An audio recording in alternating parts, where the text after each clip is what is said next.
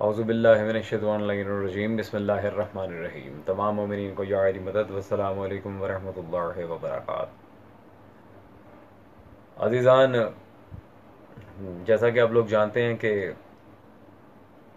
2 दिन पहले मैंने आप लोगों की खिदमत में एक वादा किया था कि इंशाअल्लाह तबारक व तआला मैं मोहम्मद बिन कासिम मलऊन के ख़िलाफ़ एक बयान जारी करूँगा। और इस लिहाज से मैं पहले तो एक वजाहत दे दूँ कि आज की जो वीडियो हमारी मोहम्मद बिन कासिम पर आने वाली है, मैं इसमें बिल्कुल इख्तिसार के साथ जितने कम दलाइल में दे सकता था वो मैं जिक्र कर रहा हूँ मोहम्मद बिन कासिम के लिए, क्योंकि ये अजीज़ान कोई ऐसा टॉपिक ही नहीं है जिसको छेड़ा जाए। इस खबीस का मलऊन होना बिल्कुल अज़र मिन शम्स वाज़ेह है, बल इसको हमें छेड़ने की ज़रूरत ही नहीं थी। लेकिन चूँकि इसके लिहाज से बिरादरान अहले सुन्नत के कई लोगों को गुमराह किया जा रहा है और उन्हें गलत ट्रैक पर लगाया जा रहा है, तो मुझे मजबूरन मोहम्मद बिन कासिम की असलियत आप लोगों के सामने आके खोलना पड़ रही है, जस्ट फॉर दैट रीज़न। और जितना हो सकता था कम से कम दलाइल मैं इस वीडियो में जिक्र कर रहा हूँ, ताकि टाइम भी बच जाए और इसकी असलियत भी खुल के दुनिया के सामने आ जाए। बिल्कुल कम, क्योंकि अगर मोहम्मद बिन कासिम मलऊन की हकीकत पर मुकम्मल दलाइल से अगर कोई वीडियो बनाई जाए, वो तो खैर फिलबदी 4-5 घंटे की वीडियो बन जाएगी। तो मैं आप जैसे जानते हैं, मैंने कभी मौलवियों की तरह आपका इतना वक्त लिया नहीं है, ना मुझे पसंद है। तो खैर, हाफिज़ अबू याहिया वहाबी मौलवी जो पिछली दफ़ा मुख्तार सकफ़ी पर झूठ बांध कर फरार इख्तियार करने की कोशिश कर रहा था, हमने उसे पकड़ लिया और अच्छी खासी उसकी पिटाई की। इस दफ़ा दोबारा वही मौलवी हमारे हत्थे चढ़ा है मोहम्मद बिन कासिम के लिहाज से, और आज इंशाअल्लाह तबारक व तआला मुकम्मल क्लैरिफिकेशन शिया सुन्नी कुतुब से दे के जाऊँगा मोहम्मद बिन कासिम के लिहाज से। और मैं पहले ही अर्ज़ कर रहा हूँ कि ये बिल्कुल इख्तिसार के साथ कम अज़ कम जो दलाइल मैं देना चाह रहा था ये वो हैं। अगर ज़्यादा से ज़्यादा और मज़ीद बड़े और मुस्तनद दलाइल की बात है, वो तो फिर खैर क्या ही कहने। खैर, चलते हैं जी इसके बयान की तरफ और ये देखते हैं कि मोहम्मद बिन कासिम के लिहाज से क्या तासुर पेश करने की कोशिश कर रहा है अपनी आवाम को। खैरुल कुरून के बंदे के बारे में, मोहम्मद बिन कासिम रहमतुल्लाह अलैह के बारे में एक झूठा जो प्रोपेगेंडा रवाफिज की तरफ से किया गया है, आप उसको मुतवातिर बनाने के दर पे हैं। मोहम्मद बिन कासिम रहमतुल्लाह अलैह का वाक़या जो कि सारी किताबों में भी दर्ज नहीं है, पता नहीं किसने झूठ बनाया और आगे मुंतकिल कर दिया, किसी राफजियों की किसी किताब में लिखा होगा, वहाँ से आपने पढ़ लिया होगा। खैरुन कुरून के बंदे को मुसलमान को ये है वह खैरुन कुरून अस्तगफिरुल्लाह रब्बी व अतूबु इलैह, तौबा इस्तगफार। हर दुश्मन अली, हर वो बंदा जो मोहम्मद और अहले बैत मोहम्मद सल्लल्लाहु अलैहि वसल्लम पे भौंकता हो, उन्हें रहमतुल्लाह अलैह बनाने में का इन्हें बहुत शौक है, ख़ास करके देवबंद और वहाबी हजरात को। बरेलवी तो चलो फिर इस मामले में कुछ हद तक ठंडे हैं, इन्हें बड़ी आग लगी होती है कि किसी तरह अंदर का गंद वो नासबियत हम जाहिर कर दें। खैर, और वही ड्रामेबाजी अजीज़ान, पता नहीं कौन से किस तरफ से आके जी वो राफजियों की किसी किताब में पढ़ लिया होगा, ये है वो है। बेटे, सिर्फ राफजियों की नहीं, तुम्हारी किताबों में भी मौजूद है अल्हम्दुलिल्लाह। वो मैं आज पेश करने लगा हूँ। अब ज़रा उस झूठ की तरफ चलते हैं जिस झूठ को आश्कार करने के लिए आज मैं आप लोगों के सामने हाजिर हूँ, बिलखुसूस मोहम्मद बिन कासिम मलऊन के लिहाज से। नाम मशहूर भी नहीं है, हमारी तारीख की किताबों में पढ़ के देखें, मोहम्मद बिन कासिम रहमतुल्लाह अलैह का इस्लाम लेकर आना और यहाँ एक औरत की मदद के लिए आना, ये दर्ज है ना ज़्यादातर किताबों में। तो इसको तवातुर बनाना चाहिए था ना, अगर आपने बनाना था तो। लेकिन आपने ये बात छोड़ दी और बाज नाम नहाद मलंगों और ये मिरासियों और ये जो अपने आप को सैयद कहते हैं नाम नहाद, इनकी बात को आपने दलील बना लिया कि इनसे पूछ लो जी। अच्छा जी, मोहम्मद बिन कासिम के बारे में तो हमारी तारीख की किताबों में मौजूद ही नहीं है कि वो सादात को कत्ल करने आया था, ये है वो है। वो तो जी एक खातून की दाद रसी के लिए आया था, उसकी मदद करने के लिए, ये है वो है। कहानी करवानी हो तो इन वहाबियों से कोई सीखे ज़रा। मैं भी नहीं कहता सारे भाभी काफिर हैं, तो भाभी होंदे भी झूठे ने माशाल्लाह अल्हम्दुलिल्लाह, ये तो पता है। अब अजीज़ान पहले तो हम चलते हैं ज़रा शिया किताब की तरफ, ताकि हमारी तरफ से भी मौक़िफ़ वाज़े हो जाए कि हम मोहम्मद बिन कासिम मलऊन को क्या समझते हैं। और उसके बाद बेटे कहा था ना, राफ़िदियों की किताबों में, सिर्फ राफ़िदियों की किताबों में, तुम्हारी किताबों में भी लिखा है, और अकाबरीन की किताबों में, उनमें से एक आज मैं पेश करने लगा हूँ। और बाकायदा बताऊँगा कि इस बंदे ने सिंध में जाके क्या कार्रवाई डाली थी जिसकी वजह से हम शिया से नफरत करते हैं। तेरी किताब से पहले ज़रा अपने घर की किताब से हम इस बात को वाज़े करते हैं। ये अजीज़ान मेरे हाथ में मौजूद है, अल्लामा अबू जाफ़र सैयद अहसन ज़ैदी साहब की किताब मज़हब शिया एक कदीम तहरीक वहमागीर क़ुव्वत।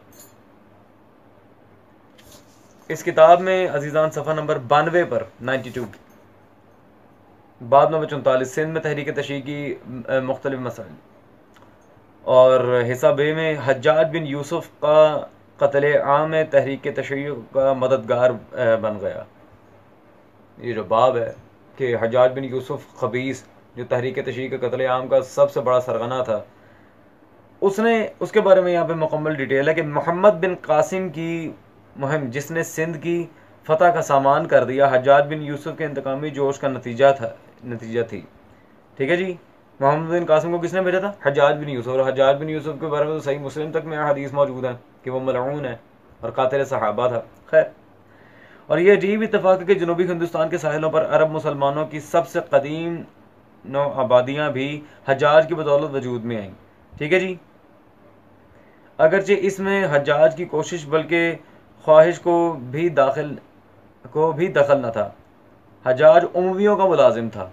ठीक है जी, और हाशमियों का बदतरीन दुश्मन। मशहूर है कि उसने 50,000 अफराद को फरीक मुखालिफ के तरफदार थे तेग जुल्म सितम का शिकार बनाया था। चुनाचे जहाँ कहीं वो जाता बनी हाशिम के तरफदार तर्क वतन पर मजबूर हो जाते। ठीक है जी, ये मोहम्मद बिन कासिम और हज्जाज बिन यूसुफ मलऊन, इन दोनों मलाइन की ये मिली भगत आपने देख ली है। 50,000 से जायद शियाने अली इब्न अबी तालिब को इन लोगों ने कत्ल किया था। ये है जी उस औरत की मदद बकौल इनके, मेरी माई की मदद करने आता। पता नहीं तुम्हारा हीरो ठरकी क्यों है, इतना माइयों की मदद करने आता था, कोई बंदा नहीं मिला मदद करने के लिए। खैर अजीजान, ये तो शिया किताब की बात थी। अब जरा इनकी किताब की तरफ चलते हैं। हा बेटे, ये तो कोई शिया नहीं है ना। आपके इमाम तबरी, ये उनकी नफीस अकेडमी से छपी मेरे हाथ में किताब मौजूद है, तारीख तबरी जिल्द नंबर 4। और आपके इमाम तबरी ने तारीख तबरी जिल्द 4 हिस्सा 2 सफ़ा 386 पर सिंध से इराकियों की तलबी, इस बाब में क्या लिखा है? हाँ बोलो। हज्जाज ने मोहम्मद बिन कासिम सखवी को लिखा कि तुम इराकियों को तैबा के पास भेज दो और जहम बिन जहर बिन कैस को उनका सरदार बनाकर भेज दो। ठीक है जी, यहाँ पर वाज़े मौजूद है इसमें तुम्हारी तबरी में भी कि हज्जाज बाकायदा मोहम्मद बिन कासिम को हुक्म दिया करता था। इससे बड़ी वाज़े लानत क्या साबित हो इस बंदे पे जो कातिलीन सहाबा के ऑर्डर पे चलता हो, ये मोहम्मद बिन कासिम। और इसका अब ये कहेंगे नहीं नहीं नहीं नहीं भाई, ये तबरी में तो बस रिवायात ही हैं, हम इन रिवायात को कैसे सच्चा मान लें। अच्छा जी, तो अजीज़ान अब ज़रा ये देख लेते हैं कि जो किताब अभी मैंने आपके सामने पेश की है, तारीख़ तबरी, इस किताब की वहाबियों के सबसे बड़े इमाम बाद इब्न तैमिया इब्न कसीर के यहाँ क्या हैसियत है। ये है जी इब्न कसीर साहब की तारीख़ बताया नहाया, तारीख़ इब्न कसीर, दारुल इरशाद कराची से छपी है, जिल्द नंबर जी अजीज़ान इसकी 6 है मेरे हाथ में, और सफ़ा नंबर 175। इसमें भी वैसे तो तफसीलन मैं बाकायदा बता सकता हूँ इनकी किताबों से कि हज्जाज बिन यूसुफ मलऊन ने इसे सिंध क्यों भेजा था, और बिलखुसूस इनकी किताब से वो दलील अभी मैं पेश करूँगा। पहले ज़रा मुझे तबरी की तौसीक पेश करनी है।